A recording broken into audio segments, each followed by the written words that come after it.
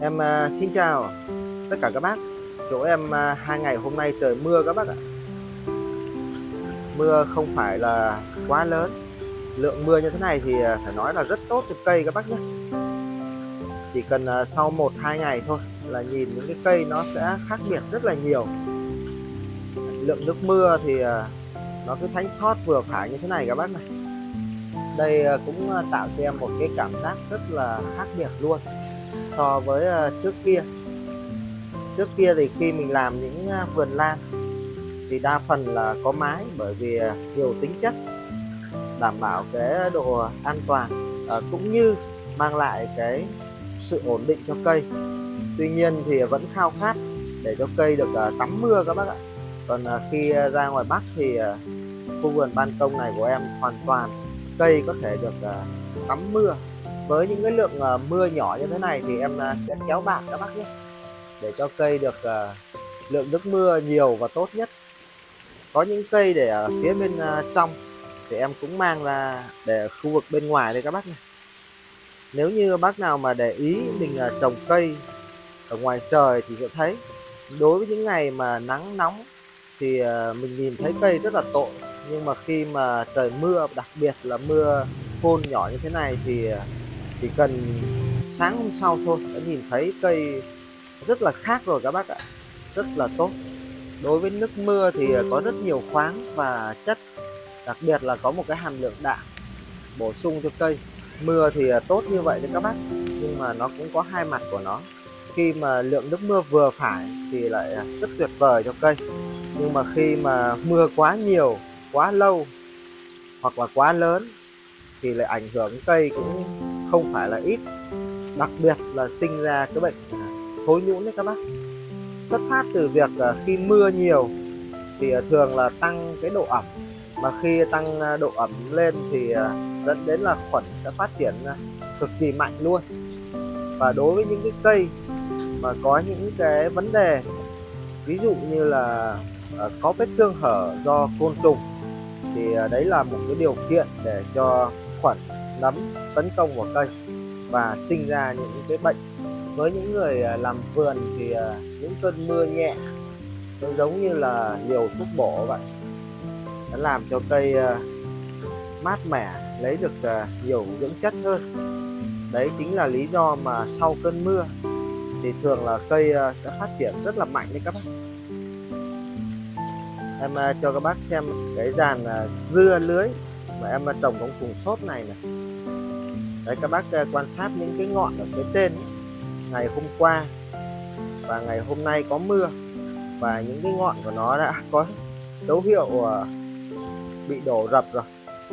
Nguyên nhân là do lượng nước mưa đủ làm cho cây phát triển nhanh, và khi đấy cái ngọn không kịp bắt thì nó sẽ có dấu hiệu bị đổ như thế này các bác nhé. Đối với hai chậu nghinh xuân này, 2 ngày hôm nay giống như một bữa tiệc vậy. Em phải mang ra để cho tắm nước mưa và cảm thấy cây nó sẽ khác biệt rất là nhiều. Đối với hai trụ trâu này thì thông thường là em để ở phía bên trong. Hàng ngày thì ăn nước tưới do mình cung cấp thôi. Cho nên những cái trận mưa mà mình mang ra như thế này thì thực sự là một bữa tiệc dành cho cây các bác ạ. Đấy, nhìn cây khác biệt rất là nhiều luôn. Bầu trời hôm nay xám xịt các bác ạ. Hứa hẹn là mưa cũng sẽ không mau tạnh đâu. Đấy, các bác thấy rất là yên bình luôn, chỉ có tiếng mưa thôi. Và khi nghe mưa thì có một cảm giác nó thanh thản hơn rất là nhiều, bởi vì mình không có vội vàng được. Đấy là thời gian để chúng ta có thể nghỉ ngơi đấy các bác. Các bác xem này, dàn dưa lưới, những hạt mưa đọng ở trên lá, nhìn mơn mởn luôn, rất nhiều hoa và quả luôn. Em đang phải dính những hạt mưa vào người để quay cho các bác xem. Hiện tại thì một số quả lớn thì để bảo vệ tránh côn trùng thì cũng đưa vào những cái túi như thế này các bác. Khi trồng ở ngoài trời thì sẽ không tránh được côn trùng. Côn trùng thích đốt tạo thành vết thương hở cũng làm cho những cái quả rất là dễ bị tổn thương và dễ bị hỏng lắm. Dàn dưa lưới rất là nhiều quả luôn, hoa chi chít chì chì, đưa vào túi nhìn hơi kỳ kỳ phải không các bác.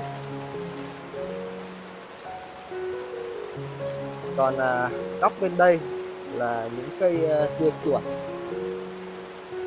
Những cây dưa chuột thì trồng ở phía trong thì nó lại không được hưởng những cái giọt mưa ngoài trời rồi. Em sẽ lấy một cái phần nước mưa hứng được và tưới cho những cái cây này các bác nhé. Dưa chuột thì thân nó cứng và nó đứng mập hơn, cho nên khi nó phải đạt được cái tầm cao thì nó bắt đầu nó leo được đó.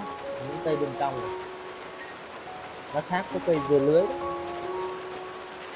Đây là một cây nho mà cũng mới trồng gần đây thôi các bác, nhưng mà sau 2 ngày mưa thì em thấy khác biệt rất là nhiều.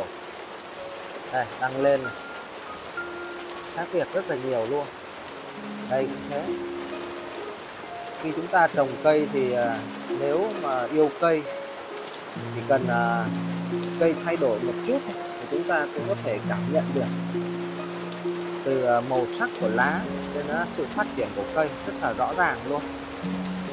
Phía ngoài kia là một cây bưởi các bác ạ.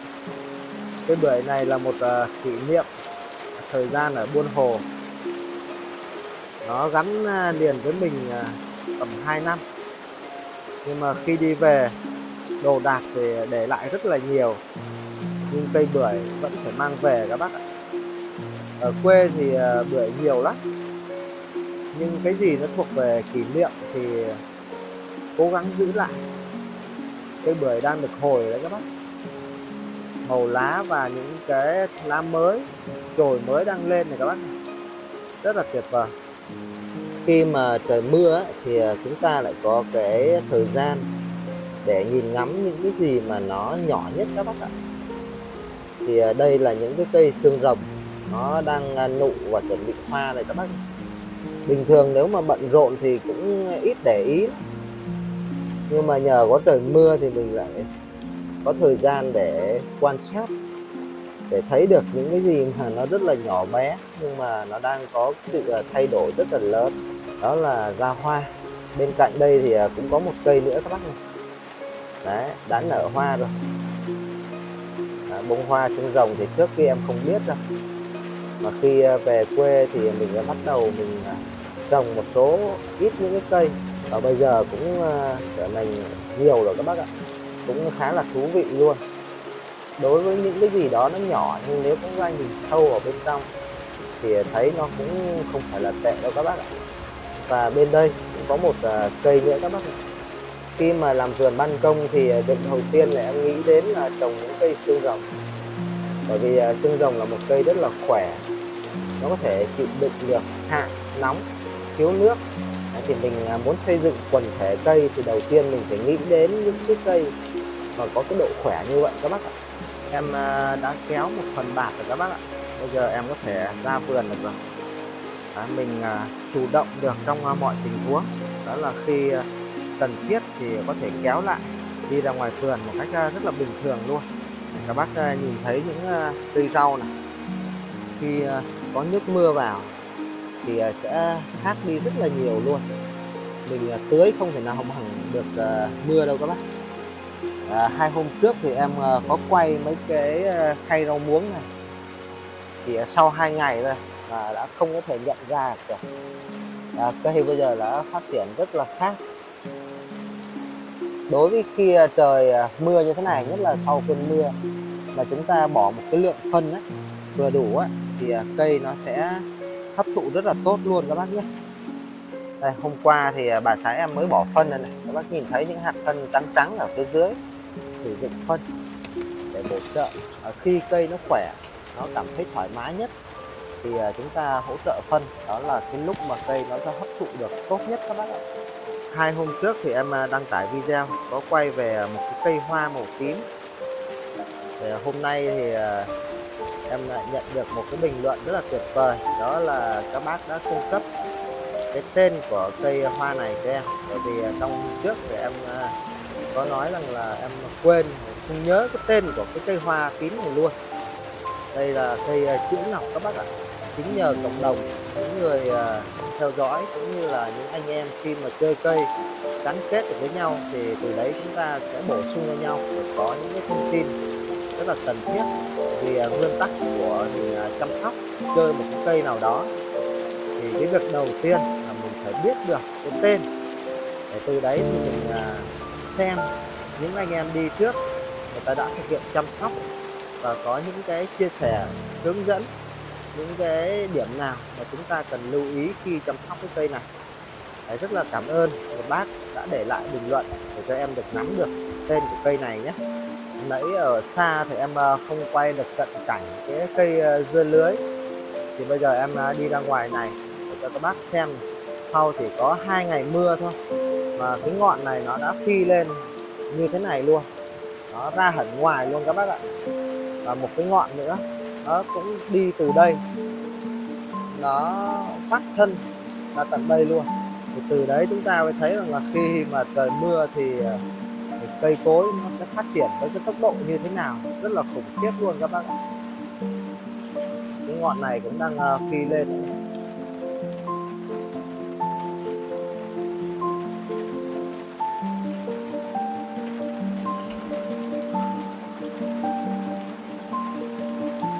Những khay rau của em đây, đây là cây bầu đất đấy các bác, xanh mơn mởn và tùm luôn, nó che luôn đi cây ớt của em luôn các bác.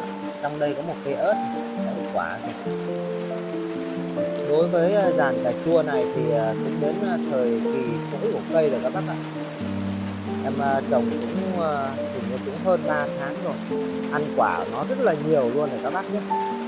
Ở đây là những cái đợt quả cuối cùng và em chuẩn bị thay thế cái dàn cây cà chua này bằng loại cây khác, quả chi chít tím đỏ rực luôn. Đối với một số những cây mà gọi là ngắn hạn thì khi mà hết đợt quả và thu hoạch quả cũng là cái thời điểm mà cây ở trạng thái xấu nhất đấy các bác. Đấy, quả chi chít ăn không hết, đôi khi là rụng luôn đấy các bác, chùm quả rất là nhiều. Do mình không có sử dụng thuốc gì cả, để tự nhiên cho nên là quả nó chỉ được chừng này thôi các bác. Còn ở ngoài chợ khi mà chúng ta đi mua thì có thể có những cái quả rất là to, nhưng mà nếu mà trồng tự nhiên thì ít khi mà quả to là như vậy lắm các bác. Với góc quay này thì em lại có 2 cây ớt các bác ạ. Đây được gọi là ớt chuông, quả rất là lớn.